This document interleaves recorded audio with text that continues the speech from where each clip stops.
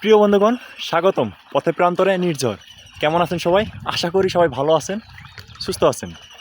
আপনারা হয়তো ভিডিওটি দেখেই বুঝে গিয়েছেন যে আমি এই ভিডিওতে আপনাদের কি দেখাতে চলছি।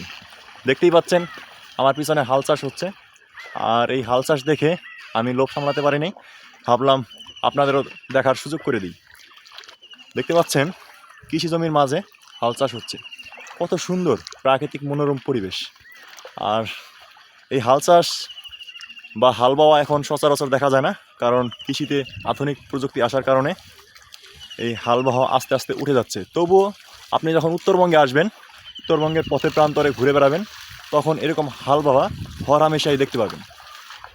আর এই জমিতে কেন হাল বাওয়া হচ্ছে যদি আমি বলতে চাই, তাহলে দেখতেই পাচ্ছেন আমার এই জমির আশেপাশে যত জমি আছে সবগুলোতেই ফসল লাগানো হয়ে গেছে।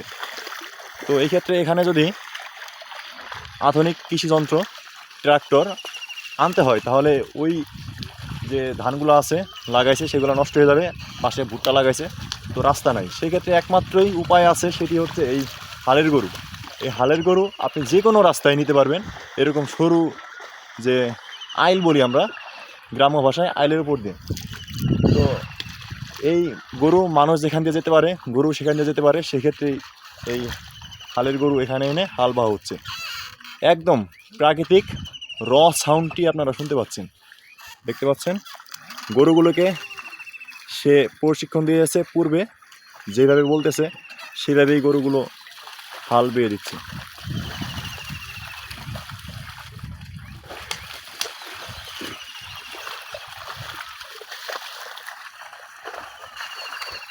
একবার কল্পনা করুন, এই গরুগুলোর জায়গায় যদি দুজন মানুষকে দেওয়া হয়তো, তারা কি পারতো?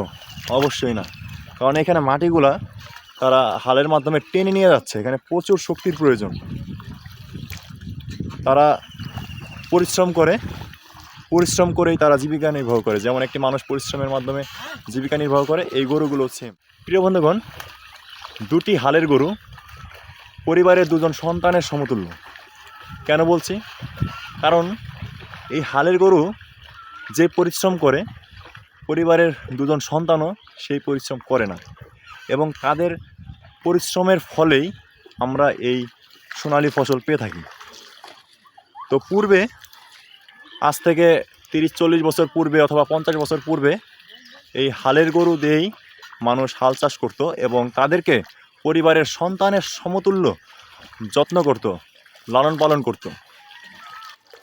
তো একটা চাষির একজোড়া হালের গরু থাকা মানে সে একজন স্বাবলম্বী চাষি বললেই চিহ্নিত হতো পূর্বে।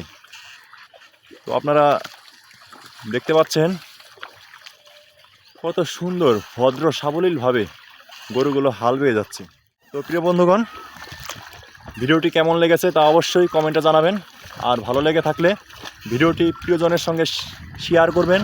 আর আমার চ্যানেলটিতে যদি নতুন হয়ে থাকেন, তাহলে পথে প্রান্তরে নির্ঝর চ্যানেলটি অবশ্যই সাবস্ক্রাইব করবেন, এবং ফেসবুকে দেখে থাকলে অবশ্যই ফলো দিয়ে পাশে থাকবেন। ধন্যবাদ।